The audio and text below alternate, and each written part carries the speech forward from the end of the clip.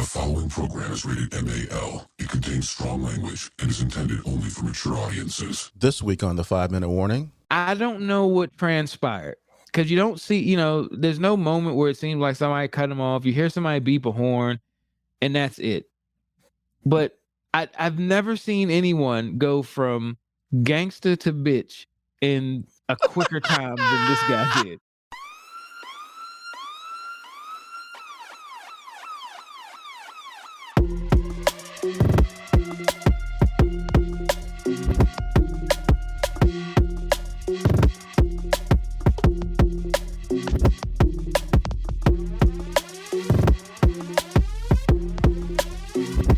The show that gives you everything and nothing at all. That's everywhere you don't want to be. It's Ruben, Mo B, and on the ones and twos, AG.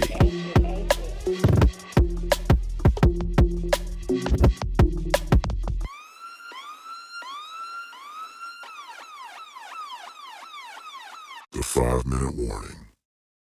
Welcome everyone to another episode of the 5-Minute Warning.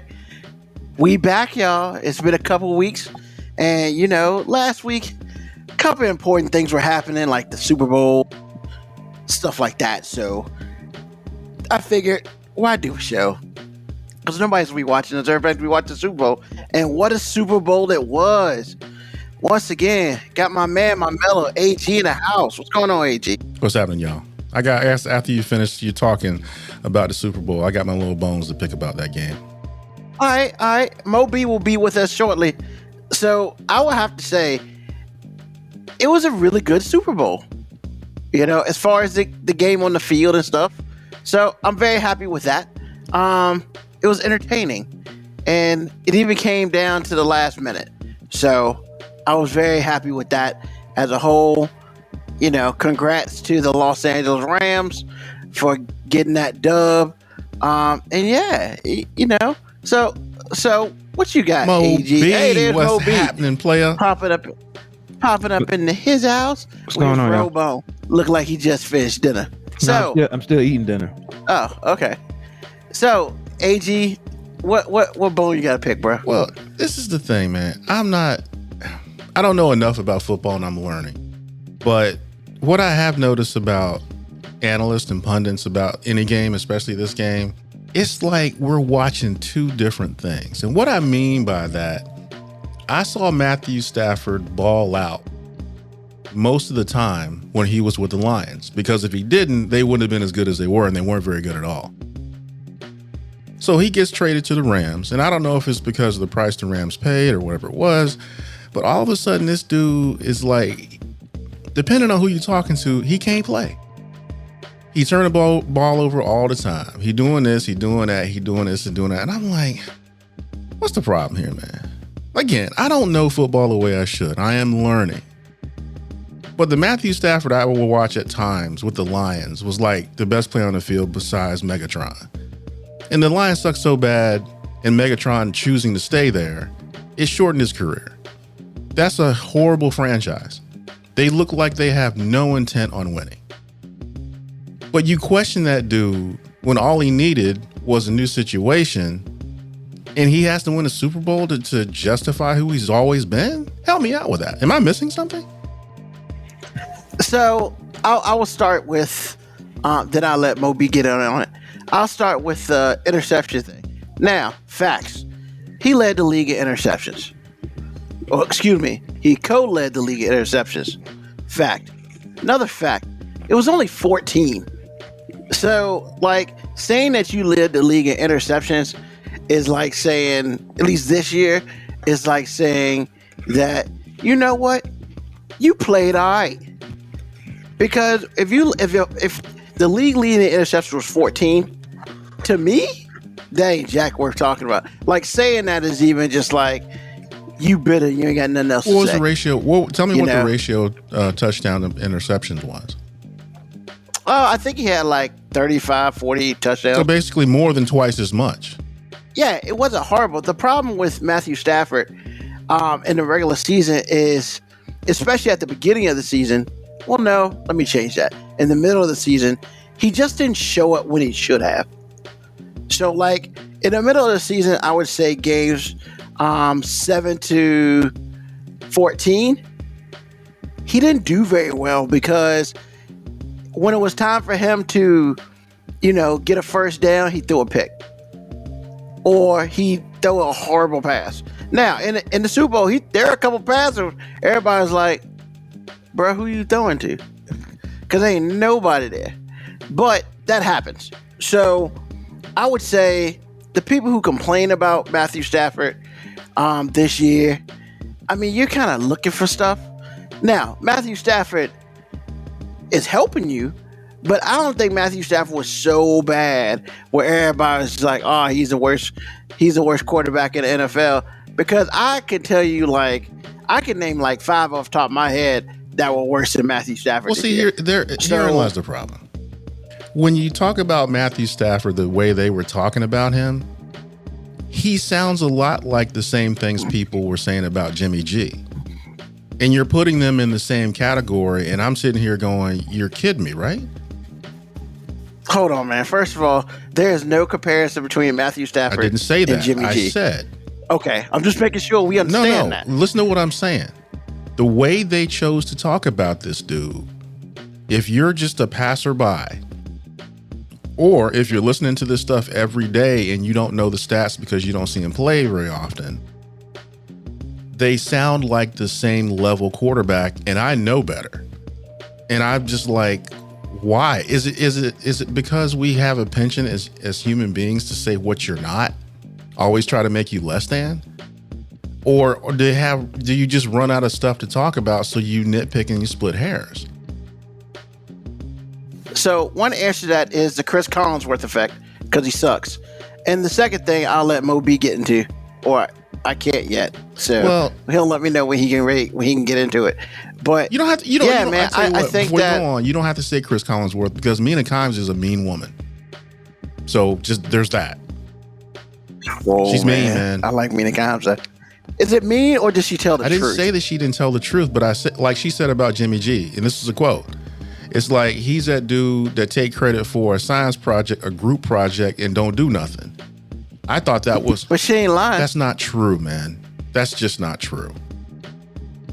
It's not that false either. Man, didn't do no work.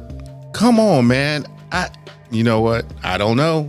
But if that's true, okay. I got to accept that. I don't know the game well enough to defend myself. I'm just saying, wow. Okay. NFC Championship game, Super Bowl a couple years ago, I'm lost. But okay. That's just like saying Mark Sanchez is the best quarterback that's ever played for the Jets. Just because they got to a couple championship games. Mark Sanchez didn't do nothing except be there.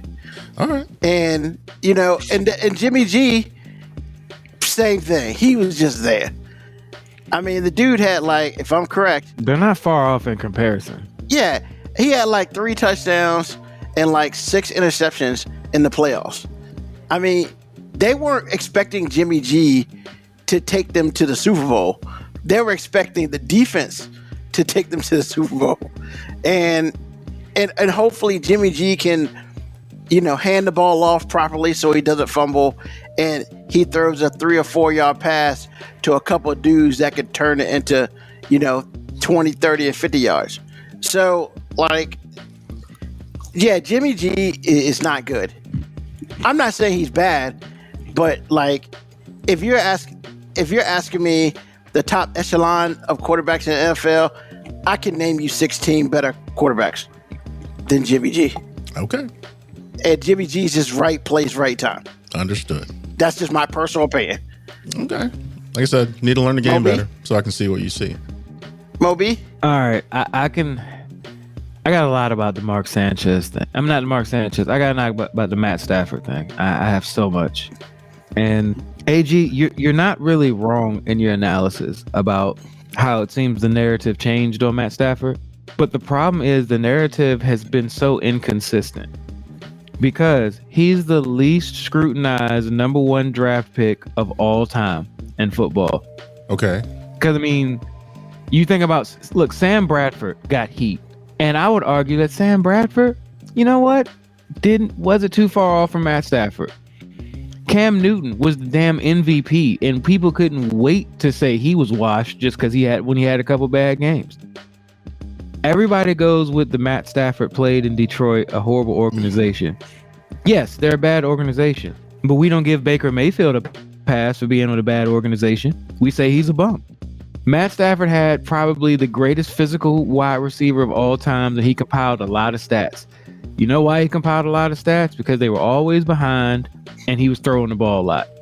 He's been to one Pro Bowl in his entire career, and they give Pro Bowls out to damn near any quarterback sitting for long enough. Like, he's compiled a lot of numbers, but he's never been a great quarterback. He's always been a good quarterback with great physical skills. He can make throws that a lot of people can't make. And I would argue that his arm isn't what it used to be 5 years ago. Hence the interception he threw when he underthrew somebody, because his arm is still better than 90% of the NFL, but he really has got by on the fact that he was the highest rated high school quarterback, went to Georgia, never was the best quarterback even in the SEC. He was the number one draft pick, and he wasn't even the best quarterback in the SEC. But he could make throws nobody else could make, so he was a physical guy. They were like, hey, he can make all the throws. He actually compiled a lot of numbers. He didn't play bad. He's never been a bad quarterback. But the problem is he's a number one quarterback, and then you have so many people on ESPN that have mixed views of him. I got to hear Dan Orlovsky act like he's the greatest quarterback ever, and it's like, dude, he's a B+ quarterback, and there ain't nothing wrong with that. But let's stop trying to make this dude an A quarterback. He's not. He's got A skills, but he doesn't make A decisions. So yes, he doesn't throw a ton of interceptions. The problem is when he throws those interceptions, they're horrible decisions. And I watched that in college when he had, the best wide receiver in the SEC for 2 of his 3 years there, AJ Green, where basically you just had to throw it in the vicinity. And then he had Calvin Johnson, where basically if you just threw it on the field, he was going to catch it. And he went to one playoff? Like, so you're right. People have started to be harsh on him this year, but that's because they're like catching up for 10 years of criticism that they should have been giving him, that they gave every other number one draft pick. Alex Smith took heat. Sam Bradford took heat. Cam Newton takes heat. Jameis Winston takes heat. And I would argue that all of those quarterbacks did just as much based on the talent that they had. Jameis Winston didn't have a Megatron to throw the ball to. I mean, he had some good receivers and no defense and a horrible offensive line. I mean, it's been inconsistent across the board. So, like, I think you're right. I don't think we should be calling Matt Stafford Jimmy G, because that's terrible. Like, no, Matt Stafford is a B+ quarterback. Matt Stafford's a top 10 quarterback.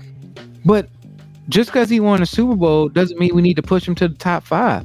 And unfortunately, he's going to make the Hall of Fame because he has a Super Bowl ring and he's got all of these numbers.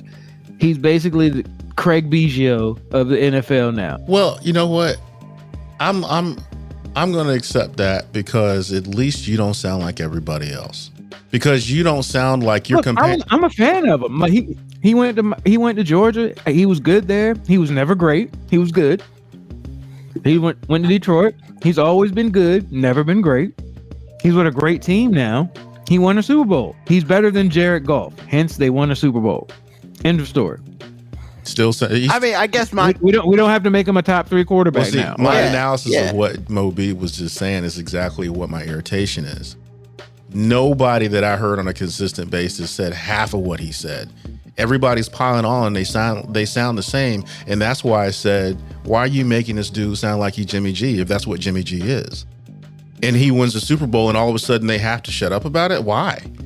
I think the problem is that, if I may say, Jimmy G gets a horrible rap because when it's all said and done, Jimmy G has weapons.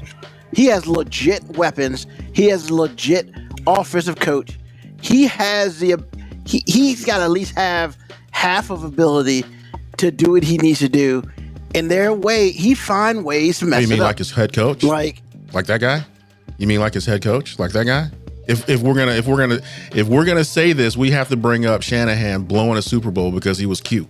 Oh man, bruh, I am on the Shanahan. I'm probably driving the I don't like Shanahan bus right now. I had to live with that for 4 My years. thing is, I don't dislike him. I don't really care either way. But my thing is, when that guy comes out and says we're going to draft Trey Lance because we don't know about Jimmy G, I'm like, you are Jimmy G with a clipboard and a headset. You lost a Super Bowl for a team that's never won one because you wanted to be cute. You should have ran the ball and won the game. Period. Tom Brady should have 6 rings, not 7. That's on you. So I'm like, for real, player? That guy has no credibility talking about somebody being average and we need somebody better. For real? And that's my whole point with this whole industry. Come on, man. But the problem is he's a head coach. I don't care what he is. And he can say things like that because that's what head coaches do. When I'm not saying he's right. And I'm not even saying he's a horrible head coach. I will say he chokes when the pressure is high. He does the one thing you're not supposed to do. And I don't know why. He says, well, the numbers say we should do this. Nah, I'm going to do something far left field. I'm going to do the worst thing possible. And that's what happens. I've seen it multiple times. He's a genius, man. I mean, he's too smart for his own damn good. And that's why he doesn't have a Super Bowl. As far as Jimmy G goes, my thing with Jimmy G is every once in a while he proves that he can win a game, but when it's all said and done, more often than not, he makes the decision. He makes the issue why they lose. And if you don't lose the game, you're just a regular quarterback. There's nothing wrong with being Trent Dilfer. Trent Dilfer got a ring. But that year with the Ravens, he just didn't lose it. The problem is Jimmy G loses games, and you can't have that. And that's why Jimmy G, and then getting paid $30 million a year, you can't be losing games and getting paid $30 million a year. Like, that don't work. And so, I mean, that's why, like, I hope to everything. I will stick with Heineke one more year instead of picking up Jimmy G. That's at least we ain't got to pay $30 million to lose. So that's just my thing on that. Yes, Mo B should be on First Take. That'd be awesome. Yeah, I'd hear something different besides the same crap every day. It would never work. Yeah, you get fired because you'd let Stephen A know what for. But I'm just saying. I'd be too busy laughing at Stephen A. And you'd probably say something to Mina Kimes, and that wouldn't go over well either. No, I love Mina Kimes because me too. She's harsh, man. I like her takes because all her takes are based on numbers and harsh realities. Like, she's really critical, but she ain't lying. So what? Like, if you're going to be critical, you can back it up with like facts and statistics. I don't care. Okay. Because the one thing she doesn't do is she doesn't throw her feelings and emotions in it like Stephen A. That's always been my beef with Stephen A. Stephen A is as critical as his personal opinion of you. But but the funny thing is he says that's not true. Yeah, he says it's not true, but I can point out several instances in which it is. Because Lord knows we already talked about how he feels about Kyrie Irving. But yet, when Aaron Rodgers does something, he goes up on a dick sucking tour to defend Aaron Rodgers. 19 minutes in. All right. Hey man, that guy's had 2 weeks off, man. That guy's had 2 weeks off. That's a new record, man. I'm just saying because Aaron Rodgers is a bad man, and Stephen A loves him some Aaron Rodgers. Let's see here. Someone completely made up a trade for Deshaun Watson. Whatever. Hey, he is a great Cowboys troll, but I'll give Stephen A that I do enjoy watching that.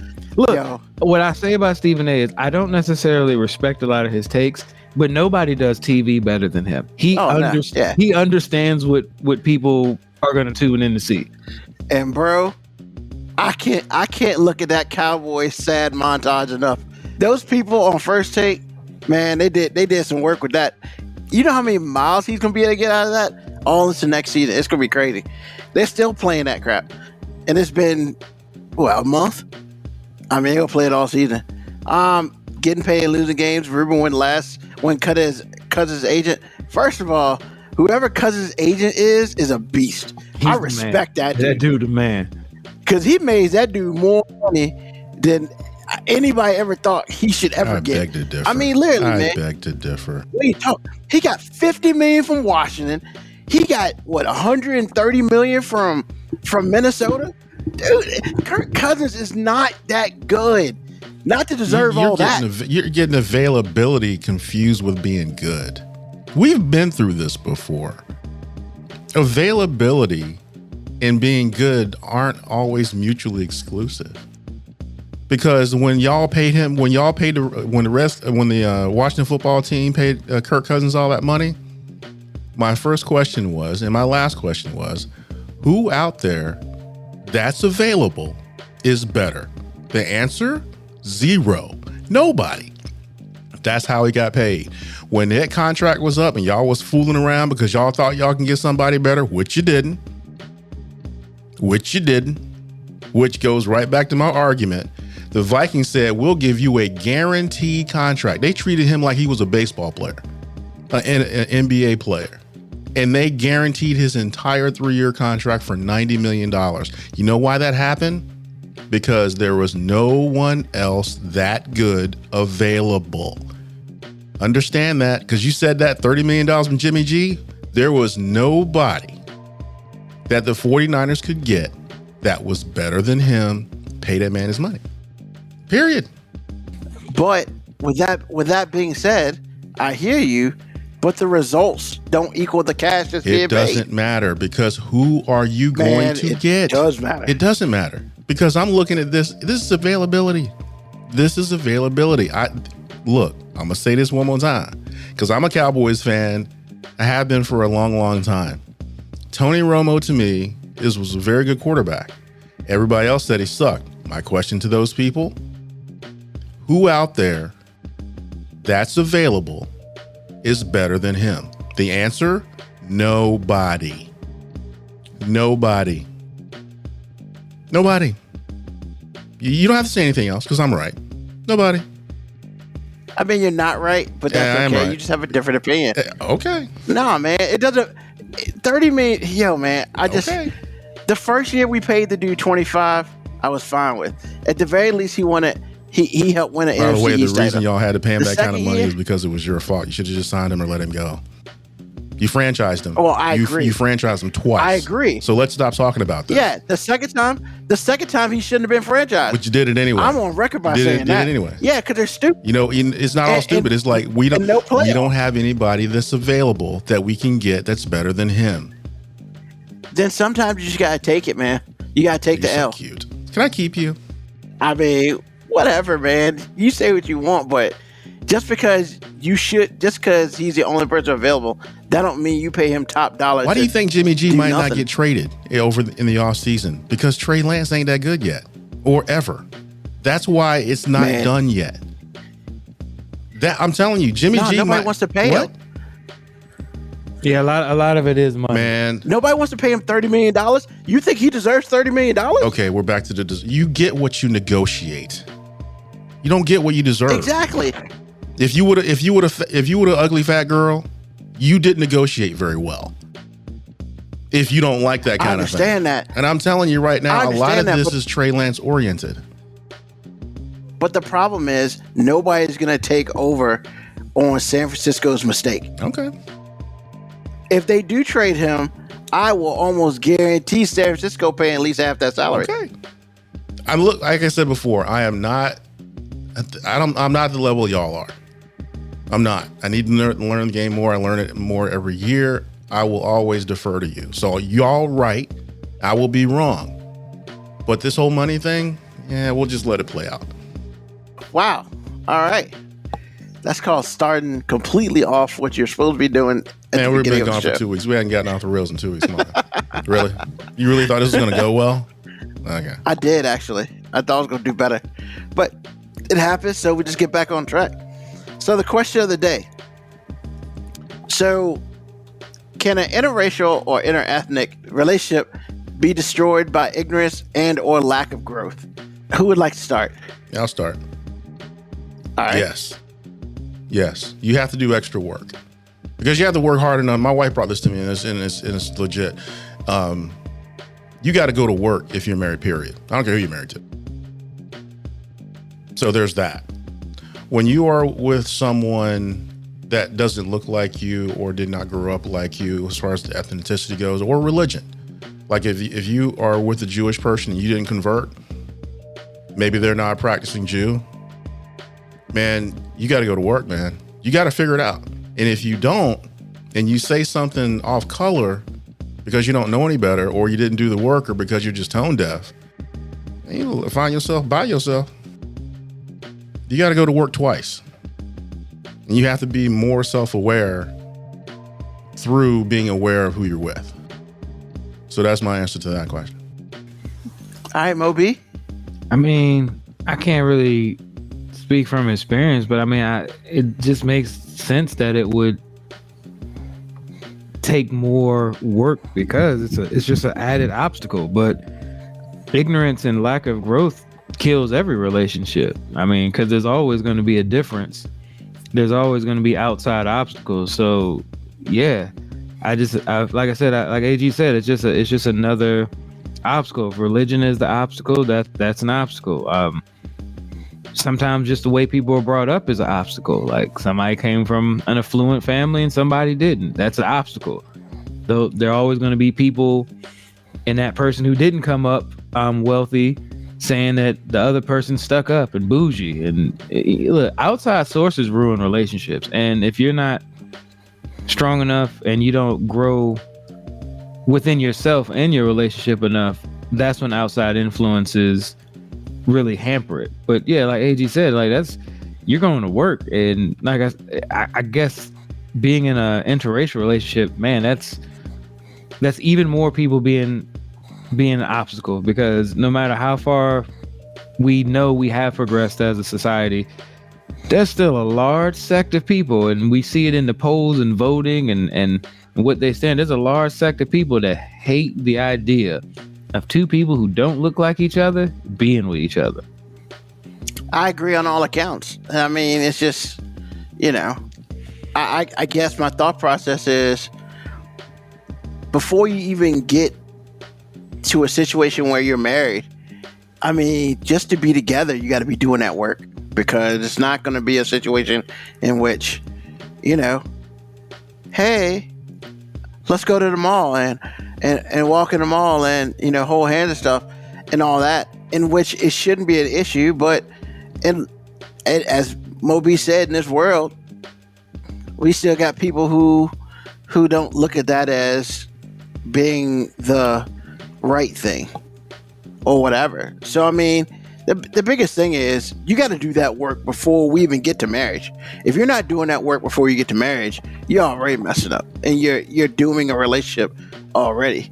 So I mean, I guess in my opinion, yeah, you gotta be doing that work from the day to y'all to say that, we dating. The work is probably before that. The work has started, and if you are just oblivious to that work, then good luck to you. That's all I can say.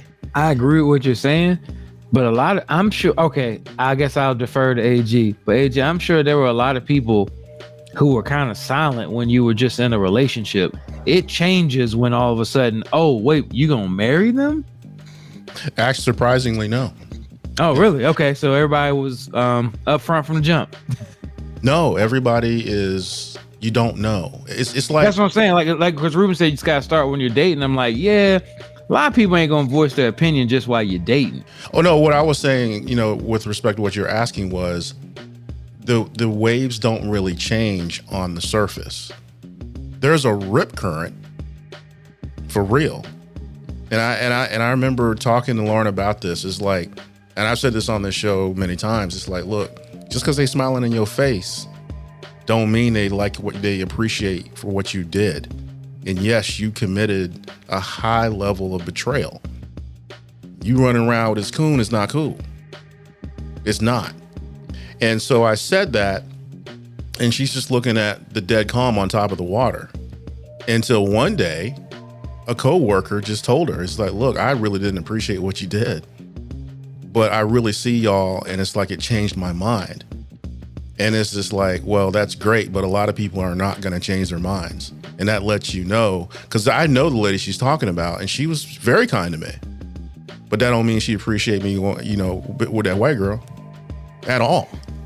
And people hate what you've done. And that was before Trump. I'm sorry.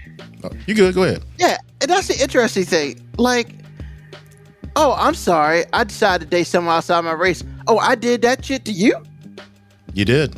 I mean, I didn't do shit to you. Well, I did it to I did it to my mom. Mama, it was bad. I mean, I understand that, but I'm just saying, like, when it's all said and done, and I'm not even talking about family. I'm talking about like outside family. I'm talking about not immediate family. Those other people, like friends and coworkers and stuff. Oh, I did this to you. First of all, you're not even in my like circle for real. So I don't even know what you're talking about I did to you. You did that to yourself because you had that thought. I didn't say, hey, I'm dating this white girl. What do you think? Nah, that's not how I roll. And see, and that's the thing where a lot of other people who are not involved in your personal life make it personal for them when it ain't none of their damn business. And like, they can be mad, and I understand that, but like, I have dated interracially, and I understand what you're saying. The issues that happened in some of my stuff was more of the immediate family type of deal. So that's what it is. But like, I could give two rat's asses about people who are either not in my circle or not in my family or her family, you know, or in her circle. But yeah, these randoms, nah, I could care less about them. But what you said is correct. You know, some people take it affront on them, and it's like, I'm sorry my life messed up your world, even though we have nothing. You know what I'm saying? I do, but it's still a betrayal. And the funny thing is, if she, you know, if she divorced me or whatever, they welcome her back. But just saying, she lost her white girl club card. It is gone. I mean, I replaced it with an Amex card, but that don't mean nothing.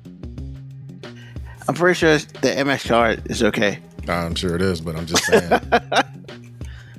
But yeah, I mean, you know, that's that tainted love out there. KB Yakko, your own race can be just offended about who you did. Oh man, all the time. That's what I said. I told you I did that to my mom. I said they're more offended sometimes. Oh my goodness.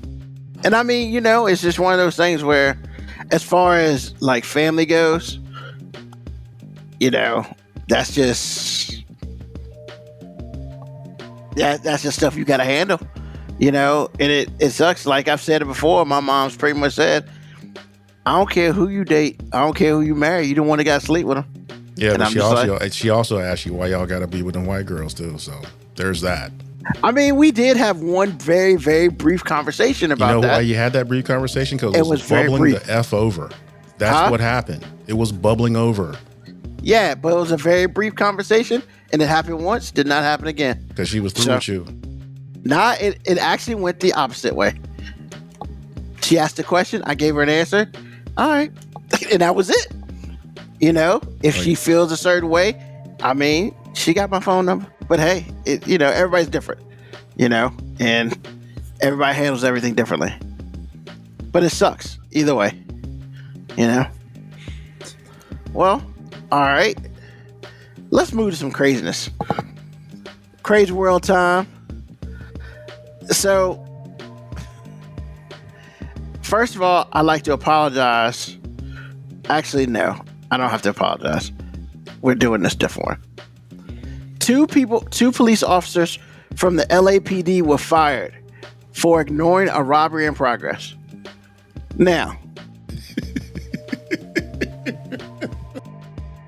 yes, man. They got a call. Say, wait a minute, hold on. Say that one more time. Two officers with the Los Angeles Police Department were fired for ignoring a robbery in progress. Okay. Was this in a bad neighborhood? Oh no, this is better. The whole thing is better. So, it was a busy Saturday, April 2017. A robbery at a Macy's department store. You know, multiple suspects. They did not respond to the call. Now, their police car was tucked in the back of an alley, just feet away from Macy's. Now, they claimed they didn't hear the call on the radio. And then, basically what happened was, what do y'all do all day? Oh, we just do whatever. Well, we didn't hear the call. So after, everything went down, it was discovered that they heard the call and they agreed to ignore the officer responding to it rather than assist him. All right. Now, the reason why they ignored the call is because they were too busy playing Pokemon Go. I thought you said they was knocking boots. Nah. Christmas. Oh, jeez. If they were knocking boots, at least that would have been a really good reason. Or if they were playing Pokemon Go. Wait a minute, how can you play Pokemon Go and not be moving to start with? Well, they put the car in the alley, and they got out the car and was chasing the little Pokemon on their phone. Well, the little fake Pokemon. And I guess, they were doing a whole bunch of other stuff too. But yeah, so that's why they got fired. Those two cops now live in the country of Florida. Man, that was in California. That's a long way to Florida. Well, Yeah, but here's the problem. Right?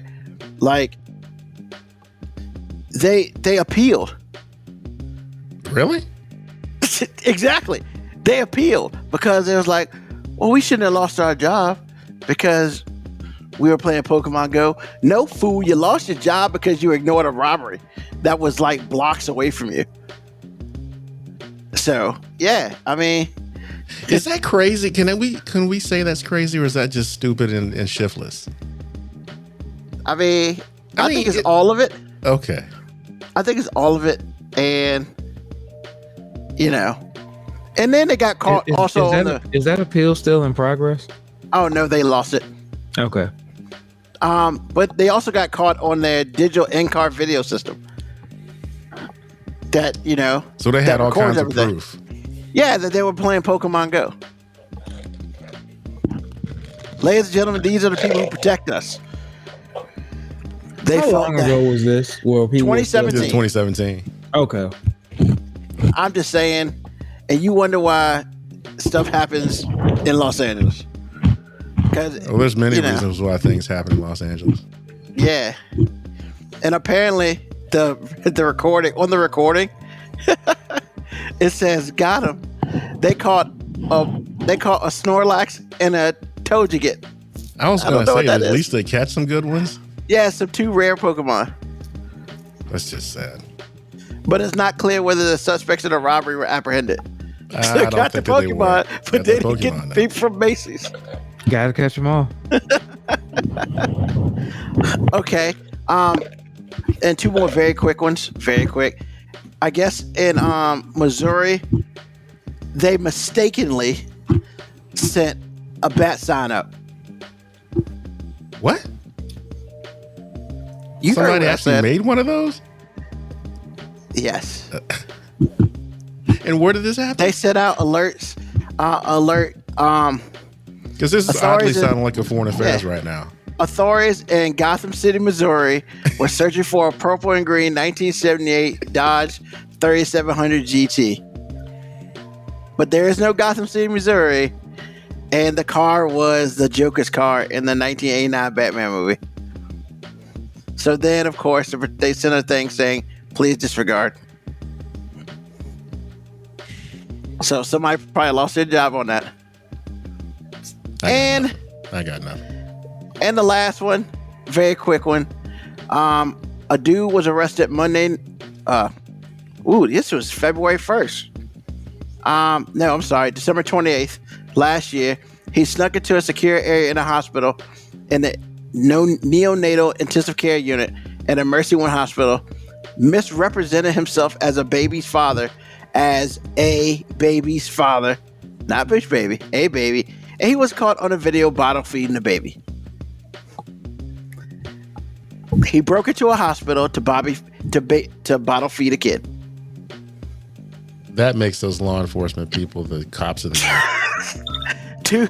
Two counts of criminal trespassing. They don't know why he did it, but they don't think he was trying to harm the baby. Okay. So, yeah.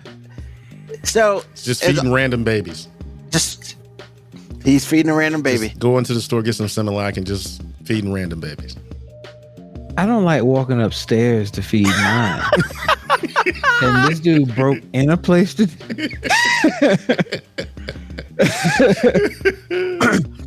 Man. So yeah, our world, regardless of what we talk about, is still crazy.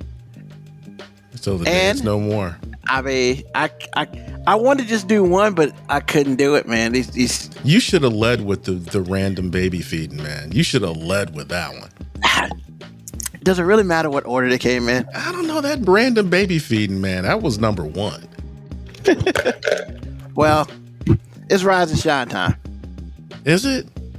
Because I can't move on from them. I mean, you broke into the hospital to feed some babies that weren't yours? The only thing that could have made this worse is the dude got busted and then they found out he owed child support. Does it even matter if he's a white dude? I don't think so. I think this is crazy regardless. I mean, I just wanted to say, because I don't think no black dude would ever go into a hospital to just feed babies. Well, see, that leads me into the Rise and Shine this week.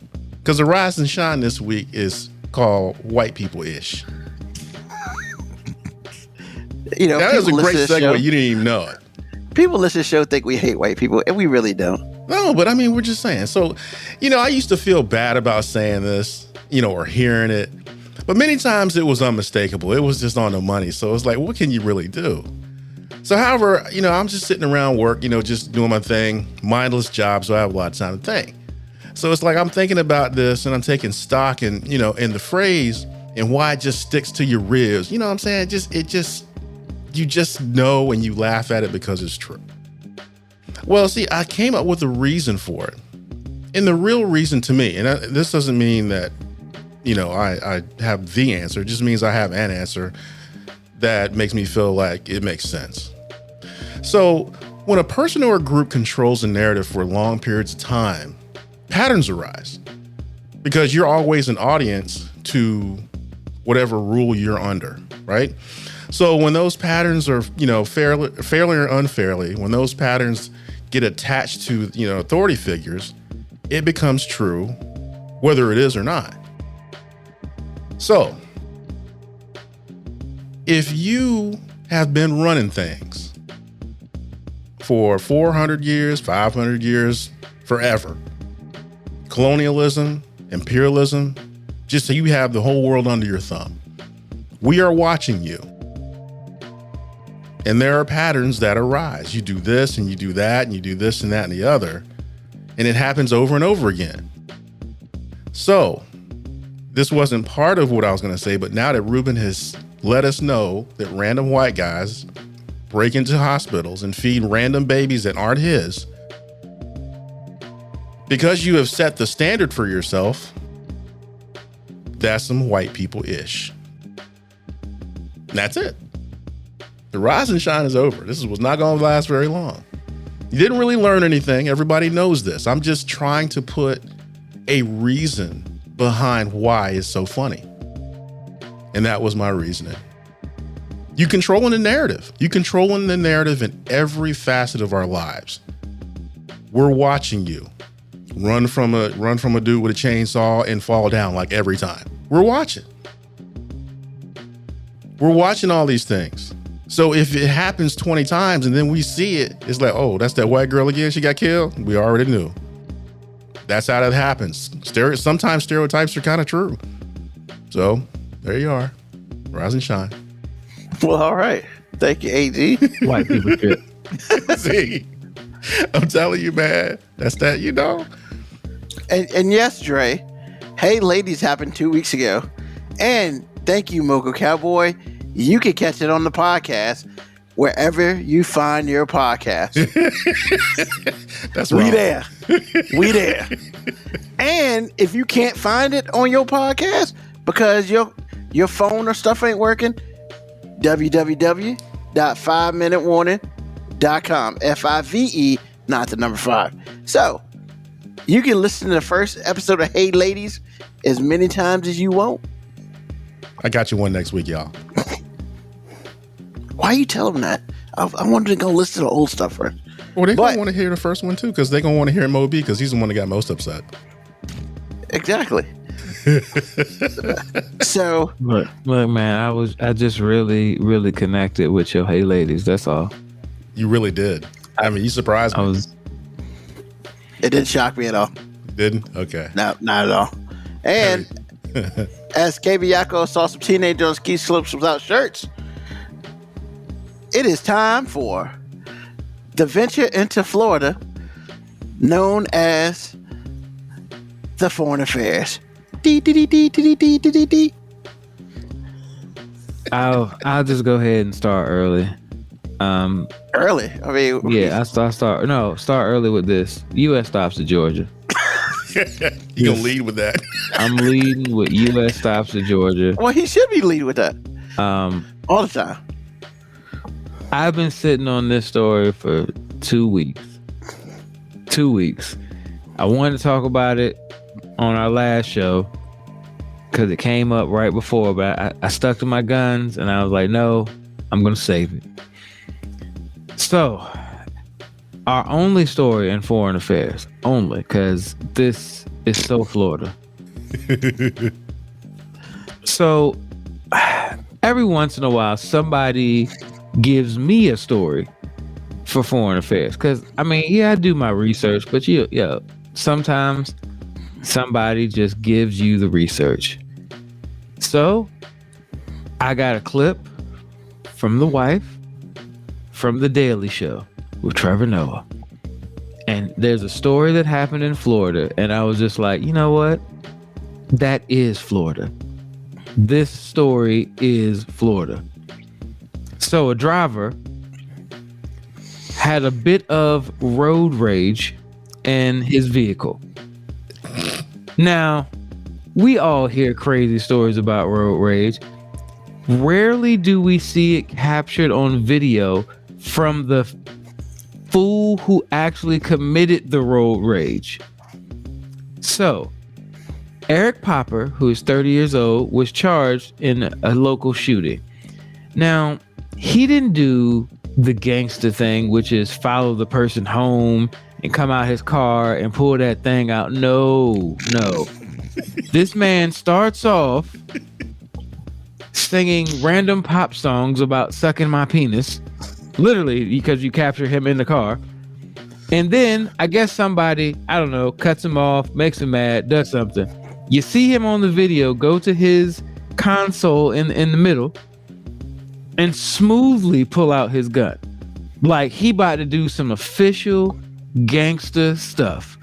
Like he's got the gun in his lap, like he's hiding it. I'm thinking, oh man, he about to set it off. So the car drives by him.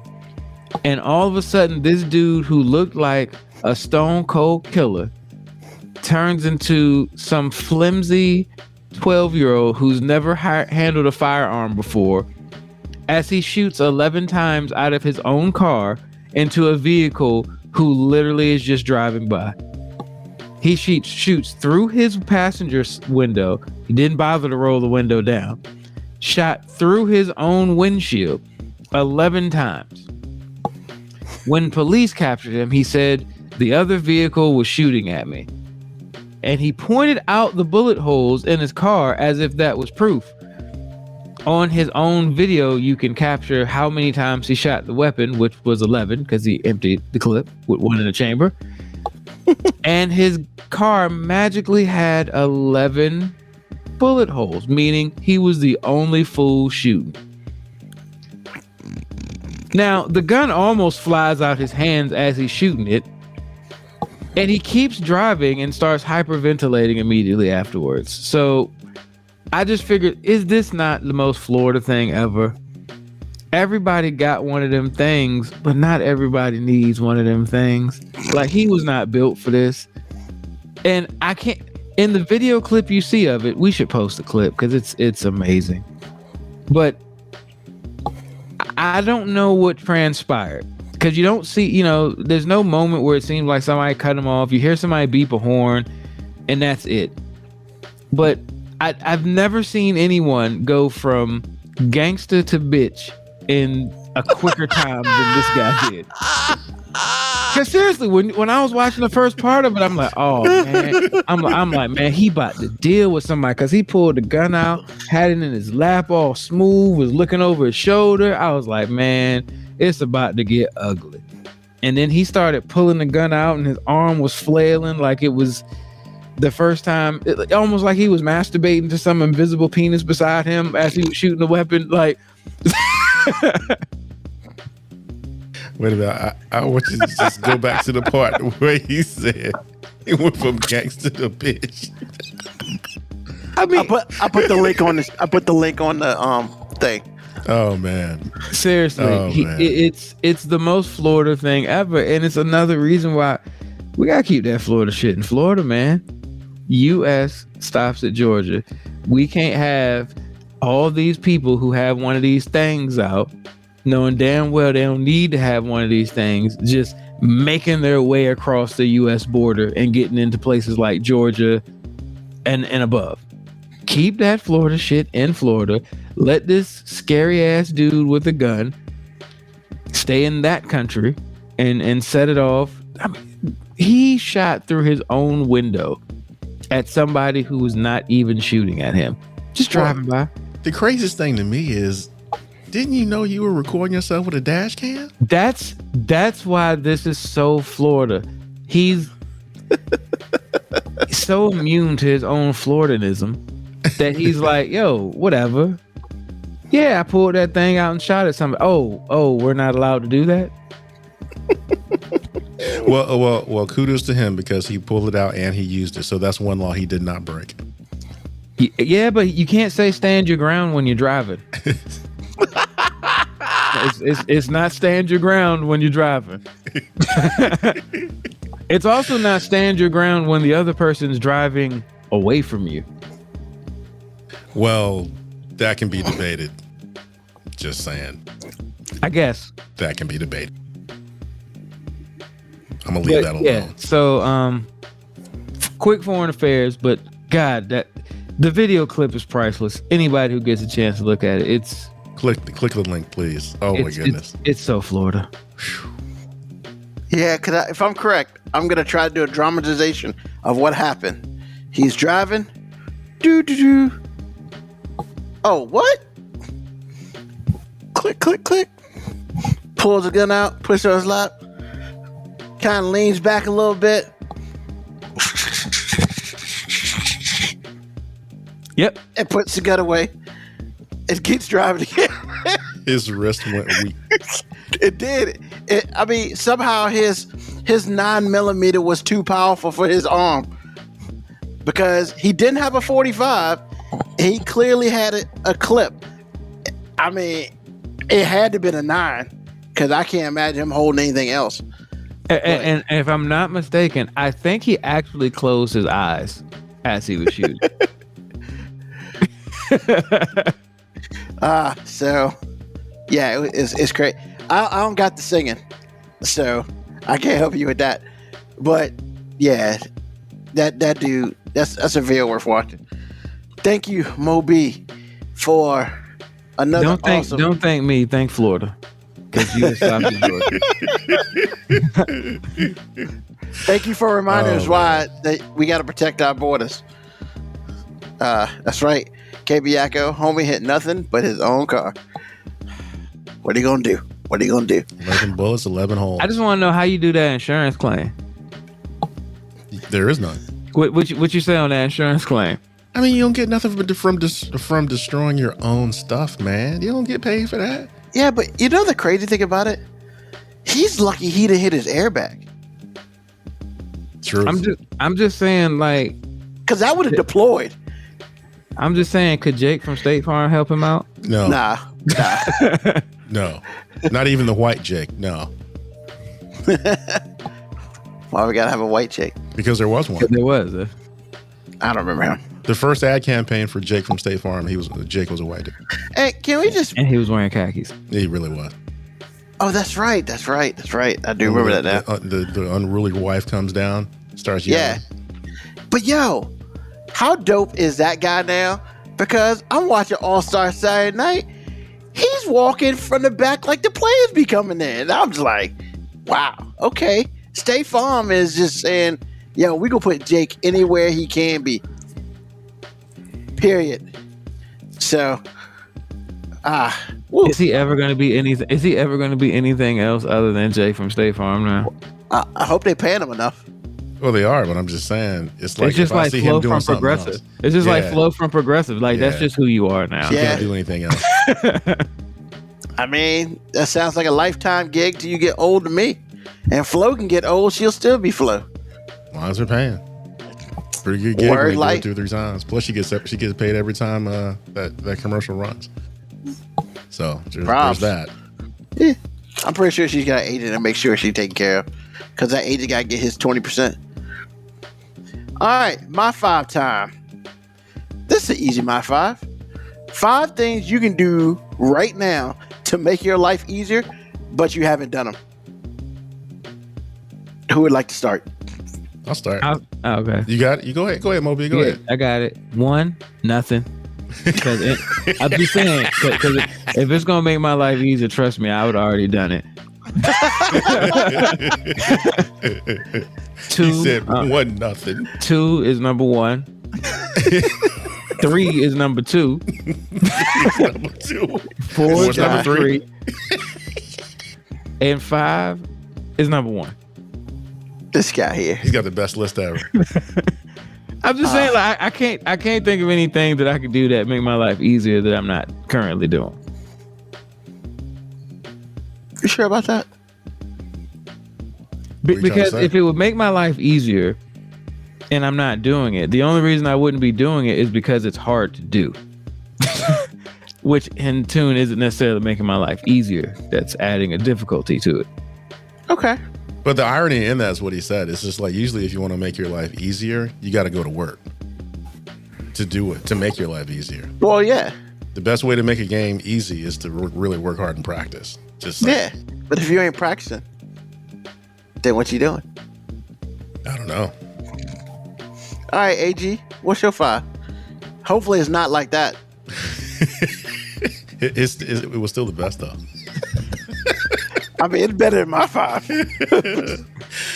Lose weight, apply for a new job, make some more music. Whoa, you ready to leave the factory? Yeah, man, it's kind of. Okay, I got another question though. Like, it would make your life easier after the fact, but like the process of doing all of those things sounds like work. But that's why I said what I said. Your life doesn't get easier until you got to go to work to make your life easier. I told you it was ironic. Because if I apply for the job I'm thinking about, I'll make so much more money. And then once I get there, my life will be easier. If I mix more music, I have to really go through a lot of different things and level up. But once I get there, my life will be easier. If I lose weight, same thing. The work is miserable, but the result, just saying. Okay. So, Finish your list. I'm sorry. buy a home and purchase an electric vehicle with the job with the money from my new job. All right. Full electric? Huh? You trying to go Tesla? No, I don't necessarily need a Tesla, but it needs to be 300-mile range and it needs to look good. So whatever that is. So you want to do full electric? You trying to save the world? Well, I save the world by not eating a lot of meat, but I just don't like going to a gas station all the time. Fair. Because I mean, if I could roll past a gas station and not care, or like last summer when they had this gas hiccup and not have to worry about it because I'd run off of electricity or whatever. Yeah, I'd love that feeling. That new Chevrolet Silverado, shoot, come on, man. It does look good. It does. It really looks really good. So, and it so that's what's up. That's my 5. Okay. Cool. So my 5, and the question, to remind people, the question is 5 things you can do right now to make your life easier, but you haven't done them. Clean my apartment. I mean, That way I won't have to look at it. Get stuff set up so I can buy myself a house too, because nobody wants to do that. I want to, but something comes up, like the couch. I want to clean my car, so my car be clean. A lot of cleaning in your life, man. I know, right? I want to work out harder. I work out now, but I need to work out harder to lose weight. I gotta level up on that, and I want to make a list of things to do. Well, you got one of those done. I mean, I'm trying. It's and the thing about working out, I don't know if you need to work out hard as much as like the other part of that. Yeah. Just saying. And the only reason I can say that is because I'm there too. So I'm just saying. Usually, if you're working out hard, there's something else wrong too. Well, I mean, yeah, we'll talk a little bit about that later, but it's That's all I gotta say on that. But AG, what's on your mind, man? Get out of my country. Go back to where you came from. The hell? That's what's on my mind. Again, it's one of those things that you hear and you don't really think about it. You might get upset. Somebody tells you that, go back to Africa, go back to India. I don't know what you tell Native Americans, but I mean, they will even want them to go back to somewhere, And so I thought about it, just trying to make sense of it. Didn't really make sense of it. Didn't do that. But I just want to let people to know that it's funny how the people that want you to go back somewhere are the very people who took it from you to start with. I've been listening to a lot of Native American podcasts or, podcasts with Native American subject matter. And it's so crazy. It's like we're always telling folk to go back to somewhere. And we either took them from where they were minding their own freaking business, or we took the land that belonged to them before we got here. And I say we, I ain't part of that. I'm just saying mainstream America. And then you create a narrative that's been around so long, you think you actually discovered this. No, you didn't discover jack. You arrived. There's a difference. But it is just one of those funny things. That's it. That's all I got. All right. Go back to where you came from. Yeah. Just notice who says that constantly. I feel like I've never heard anyone actually say that in person, which is weird. What, to you? I've never heard anyone say that. I can tell you why. I can tell you why you've never heard anyone say that to you. Because you're 6'2", 200 something pounds. Not even just say it to me. I've never heard anyone just say it in general. Because you're 6'2", I know people have said it. I'm not talking about directed to me. I'm just saying directed to anyone else. I've never been in a person and heard somebody say that. I know people have said it. Yeah. Hey, man. People be scanning the room, man. They when you say something like that, you picking your spot. Yeah, usually you're in a room with most of the people that look like you. And I guess they don't perceive threats. But that's not always true either. And I've heard because it was comfortable for me to hear it because it wasn't directed at me. But it was still uncomfortable in general because I'm like, why you got to tell that dude? Really? What? Okay. That's what we're doing. It just wasn't happening to me. It's like when I tell people about watching Yellowstone. Yellowstone is really comfortable for me is because the racism is not directed at me, which makes Yellowstone fake as hell to start with. But the racism is directed at Native Americans. But again, like I said before, you telling them people that you discovered something they knew about for thousands of years. They had been here. For real? Think about the narrative that has been going on that we have is indoctrinated in our hearts and minds and is the fabric of this country. Native Americans sitting around here in this foolishness y'all serious right now? Okay.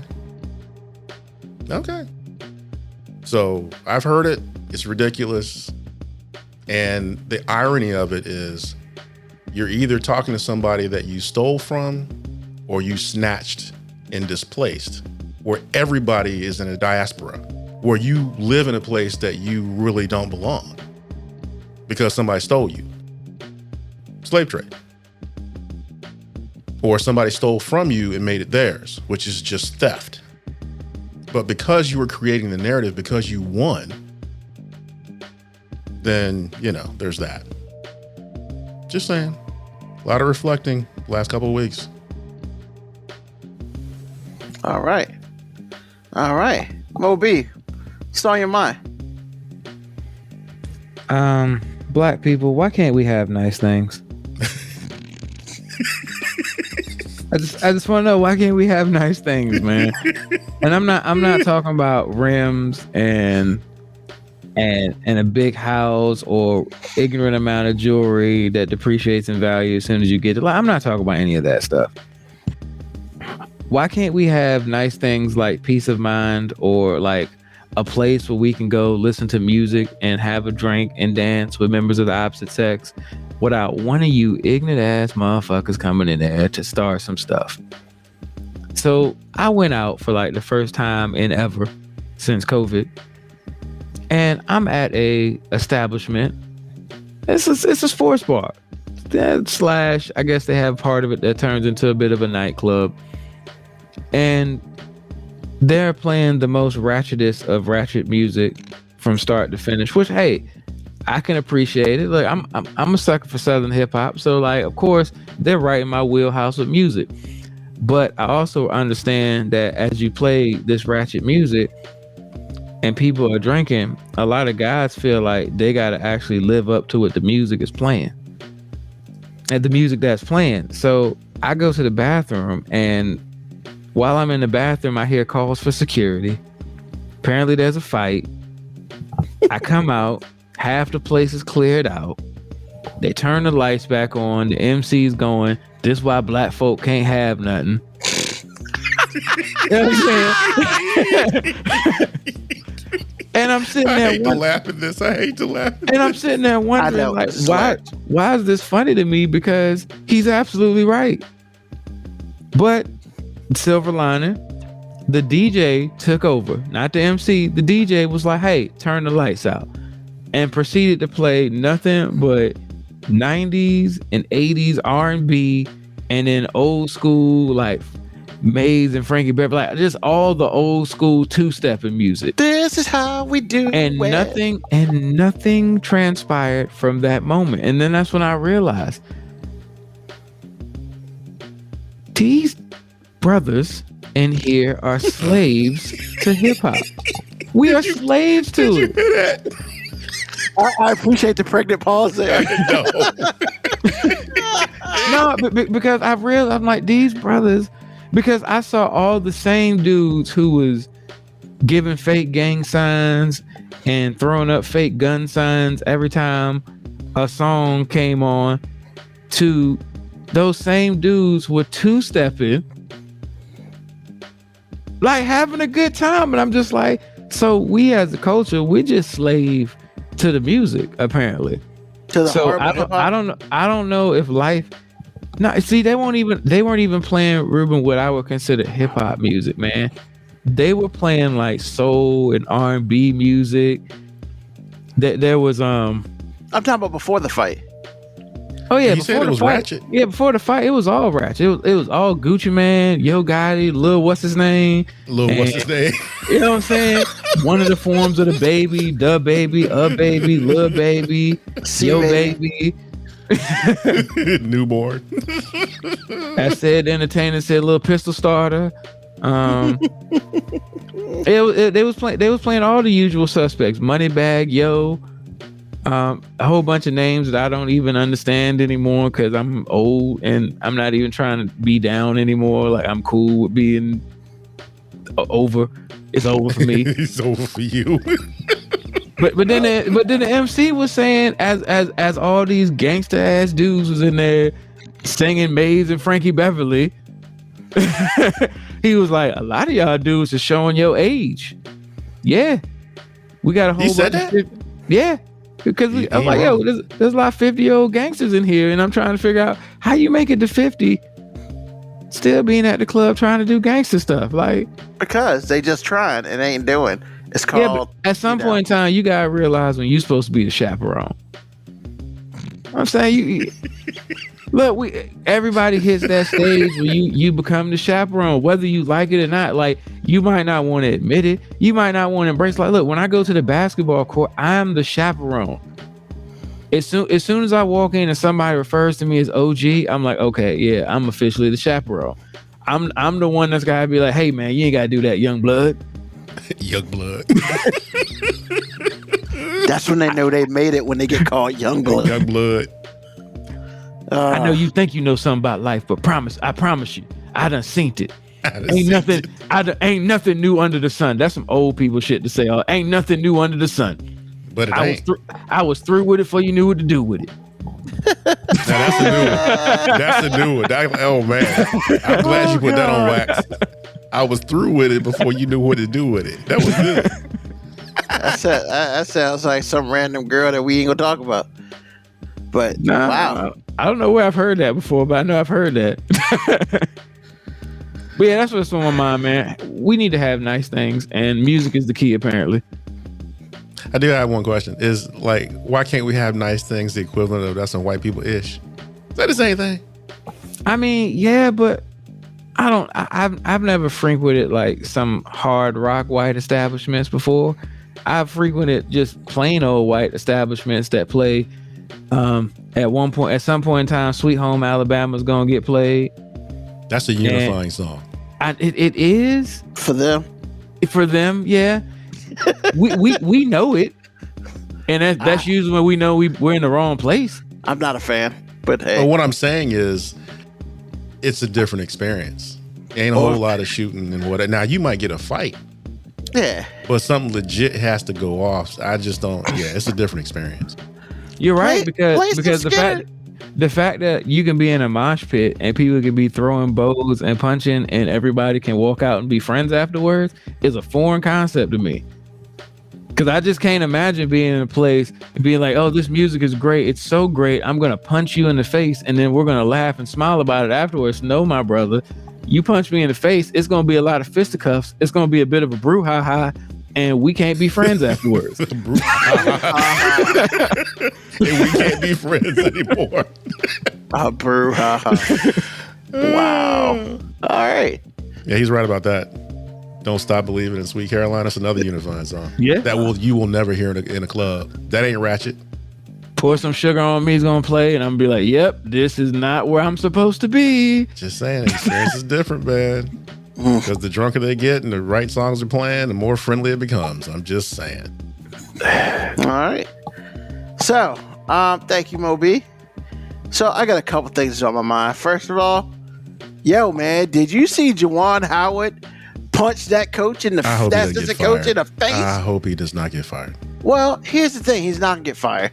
He'll probably get suspended by the Big Ten for sure, but he will get fired because, you know, it's the line that everybody hates. It's the end of the game line where somebody wins and somebody loses, but you got to shake hands. And apparently, you know, he went up. Juwan was gonna let whatever go. Coach from Wisconsin had some words. Juwan put his finger in his face, and I was just like, bro, that was your time to back away. He did not do that. Then his assistants come in. Then next thing you know, everybody come in, and I guess some assistants said the wrong thing to Juwan, and he had that big size 85 hand and punched him. And next thing you know, it's a brouhaha, as Moby like to say. And there's some players fighting. It's crazy. I ain't mad at him because clearly Juwan was going to do this layup line against his better judgment and whatever, but the coach stopped him, put his arm on his hand, on his like forearm right here, wanted to say something. That was not the time, coach. That was not the time. I don't know what happened in the game. They got beat by like 9. I don't know what happened. I didn't investigate any further. They're trying to go off the air. Yeah, they got beat by like 14 or something. Yeah, they're trying to go off the air, and the commentator's like, Well, on the layup line, the two coaches are talking. Stop saying layup line. They were giving the high five, man. They were dapping each other up. Yeah, it's the yeah, we lost, but we gotta give you 5 anyway line. And cause I mean nobody wants, man, you just lost this team. Like, I understand good sportsmanship, but I get it. I ain't mad. I just get it. But basically what happened was that was the wrong time to talk to Juwan Howard. Next thing you know, it's a brouhaha. He's gonna get suspended a couple games. He ain't gonna lose his job. But I mean, if the dude had an issue, he asked you to step away, you probably should have just paid attention. Number 2, hey, I will lead this segment by saying, get your ass checked. Last week, your boy had a colonoscopy because I'm old. Because you're old. Gentlemen, get a colonoscopy when you get old. You're supposed to get it around 40-ish, whatever. Hey, it's 40 man. now. It used to be 50. Nah, they want you to get it younger now. No, I'm saying it used to be 50. Now it's 40. Yeah. So, hey, get your colonoscopy. The prep day sucks. You can't eat anything. And then, literally for the next 2 days, you're pooping out liquid. But get it checked out because you don't want to find anything you don't need in there. Surprisingly, I'll find out on Thursday what's up. Because I thought you got it on the same day. No. Oh, okay. Now, and then I literally got a message. Hey, you have an appointment Thursday. I do? I guess I do. So we'll find out on Thursday. I don't know. But yeah, they put you to sleep and they stick something up your butt. So, but get it checked because you don't want to have cancer. And the last thing, then we'll go. The revolution will not be televised, except for this one will. It is that time, ladies and gentlemen. It is time for the Peeps Revolution. We are a little over a month away from Easter. Go get your peeps. Look, man, there are so many positive things about these peeps. Let me tell you what's in these peeps. Let's see. Oh, it's upside down. Can't read it. Sugar, corn syrup, gelatin. So if you're a vegetarian, you can't eat it. Hey man, only 110 calories per peep. I'd rather have a chicken wing. But there's only 270 per container. So all I'm saying is, for the last couple years, we've been talking about the peeps. Look, see? Haha. Peeps are all natural. They are also gluten-free and fat-free. Come on, man. Gluten-free peeps. If you got gluten allergy, you can eat peeps. If you don't like fat, you can eat peeps. All I'm saying is, I saw the peep in the store today and I was like, I ain't had a peep in like 2 years because I'm type 2 diabetic. And but my stuff is low right now. First peep in about 2 years. God bless America. I need to drink like 2 gallons of water after this. But it tastes so good. It tastes so good. And this is the peep. These are the real peeps. Soon, closer to Easter, you'll have peeps, bunny peeps. Hey, look. All natural, baby. And Moby leaves. All natural. All natural. What about a peep is all natural? Hey man, you know what it is. It's 100% pure. Sure, you're right. It's like eating tofu once a year. W. Bryan 81. Yuck.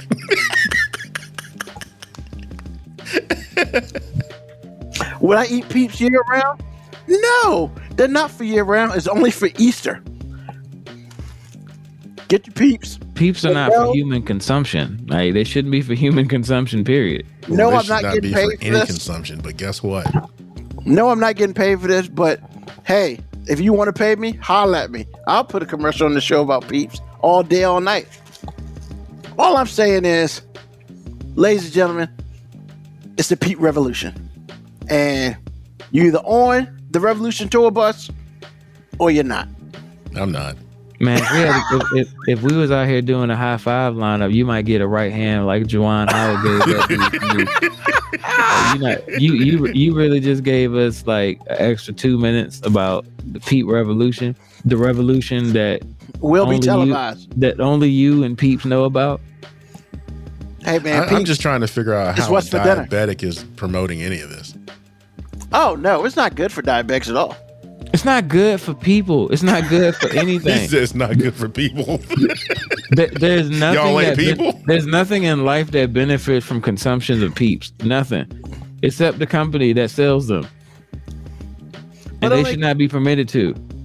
But it only comes one time a year. Hey man, and you get that chocolate Easter bunny on Easter. Get your marshmallow Peeps, and I don't eat marshmallows. So all I'm saying is, hey, look. Wait, you don't eat what? This is the first marshmallow I've had in 2 years. I don't really like marshmallows. How's a Peep a marshmallow? It's marshmallow filling, man. Oh, is it? Okay. Yeah, it's literally a marshmallow shaped as a Peep with sugar on it. What is a Peep? A bird. It's sugar. That's what Peep is. It's a bird. So, but like I'm saying, hey, all I'm saying, the revolution will be televised, and get your Peeps now before they're sold out. They're not going to sell out. No, because they make too damn many of them. 5 million a year. 5 million. Is it a year? No, it's a year. Yeah, they make 5 million a year, and then they don't make it. They make them in January, and they stop making them around like Easter, and then that whole batch lasts the rest of the year. So, you want to get your kids or your niece or nephew something that's cool, and the parents will hate your guts. Get us some Peeps. Type 1 diabetics should not have Peeps. That's all I'm saying. They won't sell out. Surprisingly, they probably won't. But you can't get them in stores after Easter, but you can get them on Amazon after Easter. So, which means you've done research on this. Which means, actually, in my last job a couple years ago, we did a science experiment with Peeps, and I did not realize you could get them out of season. And then I went on Amazon, and they sold them out of season. I did not eat them because out of season, no way. That's just like eating turkey. That's like eating turkey in July. W Brown 81. You know something ain't right when there's no generic brand. That's right, baby. That is hilarious. There's no generic. I don't know, man. Give Walmart some time, bro. Walmart has had many years. They ain't got it done yet. Because it ain't profitable. So, well, but yeah. People like you make it profitable. Nah, this ain't profitable. They ain't make no money off me. Well, they made $1. If it weren't profitable, they wouldn't make them. Exactly. Hey, like I said, this is my first Peep in 2 years, man. Get off my case. So, thank you for joining everybody on this episode. You're trying to start a Peep revolution, and you're gonna look at me like, is this over? Also, if you decide that you want to have Peeps, take a picture and send it to us at 5minutewarning19@gmail.com. If you do so, your pictures will show up on the next episode of the 5 Minute Warning. So, with that being said, thank everybody who was listening to us today. It's like you're promoting Peep porn. Like you just about to get off on Peep stuff now. Peep Hub. The sad part about that is there's probably some out there. But I want if there was, you would have already researched it. You would already know. No, that's not true. But because that's a little bit too much. But yeah. So thanks for joining us on this episode. Thank you for those on the chat. Thank you for those who are listening who did not get on the chat. Once again, 5minutewarning.com or wherever. AKA the Peep Show. That was good. The problem with, hey man, we can't say that, man. We might get sued. We don't own that. But Yeah, definitely. Ooh, the bubbles. Definitely check us out on the podcast, especially if you missed the last episode, which was the world premiere of Hey Ladies. I'm pretty sure you want to listen to that because it is worth it. Once again, thank you to Mo B. Thank you to AG. We appreciate all of you. We will hear from you. We will see you again next week, 9 o'clock p.m. on Sunday. Tell your friends, tell your enemies, just tell somebody. We're out. Peace, hair grease, love, soul, and let's try to have some good things around here, people. Later.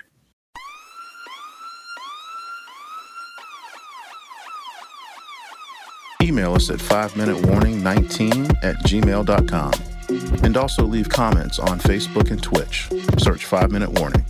Contact us on Twitter at AG_FMW podcast, at Newsman25, at FMW 2019.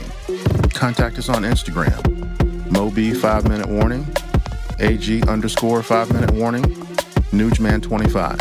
You can listen to the podcast at Apple Podcast, Spotify, or wherever you get your podcast. Thank you for listening. This has been another episode of